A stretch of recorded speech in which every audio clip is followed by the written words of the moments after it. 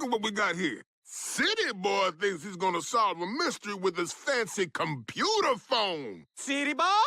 City Boy!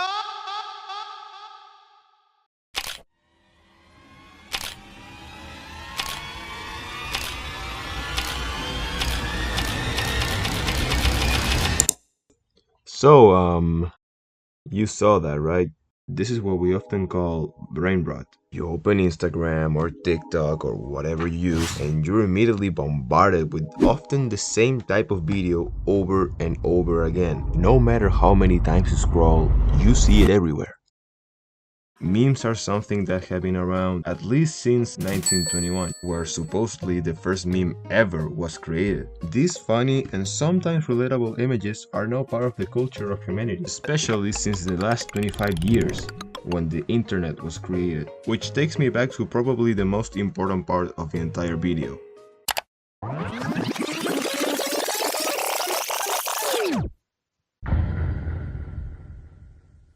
Do you know who this guy is? Yep, that's Freddy Fazbear, specifically from Five Nights at Freddy's VR game Help Wanted. Now, do you know who this guy is?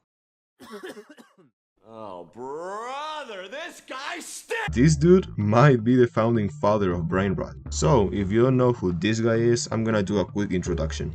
Meet Tree Lame Studio, a YouTube channel that was popular back in 2015. He mostly uploaded Angry Birds brain rot videos before becoming popular with FNAF content. What made him popular was the unique style that he had to make these videos. Often just tracing fan art or 3D models or even other animations and just pasting some Freddy head over it to make it a FNAF video. Now, what does this have to do with the theme of the video, you may ask? It's that this guy might single-handedly be the reason that we now have the 6'7" kid. Tree Lame Studio marked the importance of an ancient technique that will be used in the future.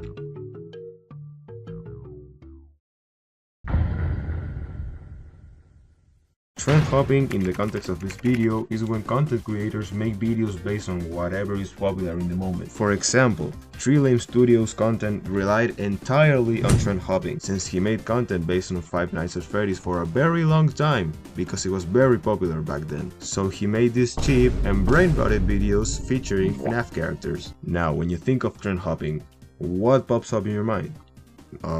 TikTok dancers? Big companies that are only trying to connect with a younger audience so they can get more sales?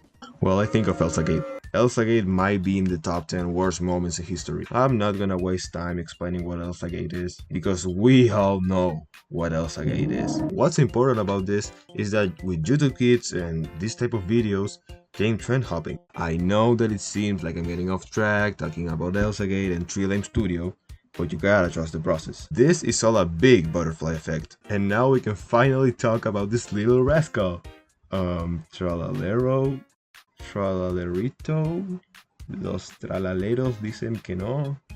I don't even know anymore. The AI Italian brain rots are the main reason of why all the new memes are what they are. Because what's interesting about these funny anthropomorphical beings is that if you realize, each time an Italian brain rot got old, a newer one always will appear to sort of refresh the meta of these characters. What's funny is that they were being refreshed so quick that it got to the point that you couldn't remember them all. So each time a new one appeared, you were like, who is he? It's almost like everybody wanted to have their own brain rot OC being popular. And that's what's interesting.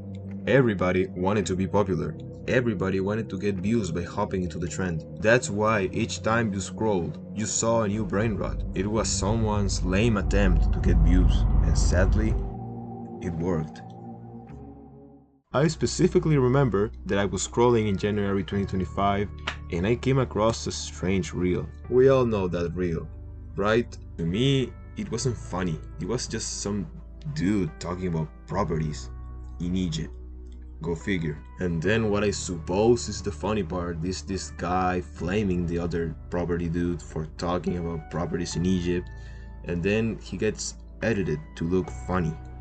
I mean, I didn't find it funny, but I knew some people could find it funny. I checked the comments and they were all saying, let's make this the first meme of 2025. New meme alert. This will be the meme of January. but I just stood there wondering, why are we doing this? This isn't even funny. It doesn't have any thought put into it. It's just, it feels rushed. And after that, things were never the same again.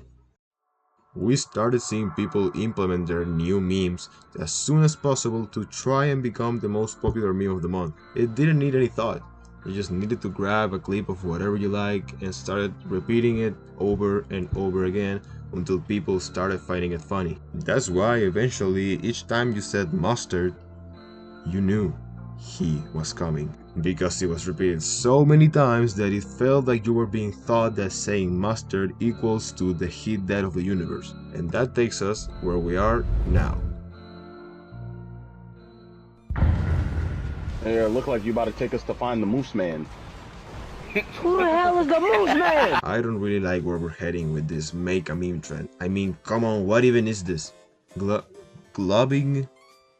SCP wish I knew? This doesn't even make sense. Now, I'm not saying we should do the great meme reset.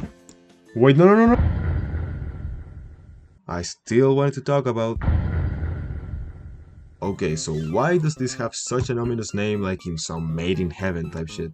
The Great Meme Reset is an idea that originated probably from Instagram or TikTok.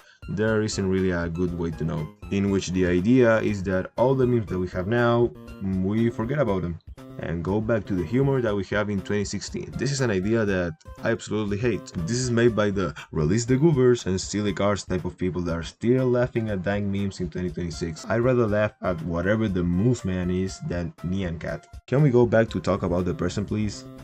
Yeah, I think they get the point. Like I was saying, memes nowadays do not make sense at all. It's always repeating it until you stop hating it. The live proof of this is the accuracy memes. I mean, sometimes the meme isn't even funny until you see someone poorly trying to replicate it. Isn't that ridiculous? Nowadays, the memes aren't funny by themselves. It's funnier to watch someone mock the meme. And you know what the worst part is? Is that making monthly memes and forgetting about them is so normalized that we have meme calendars.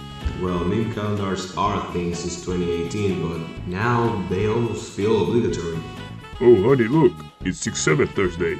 That means we're getting 8 free pizzas. Dad, what presents am I getting for Chicken Jockey November? What happened to the timeless memes? To the ones that no matter which year you see it, they can still bring you some laughter? I think the overall reason that memes don't make sense now is because we don't do templates anymore. Just look at the old memes and you'll see that all of them are templates. Like, all of them.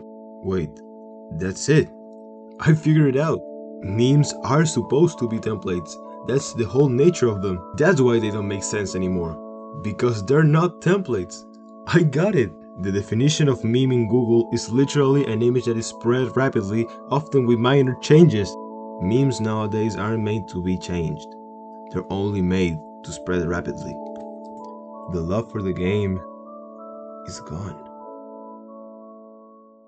The guy who said 6-7 back in 1994 and won't admit the damn thing isn't funny anymore.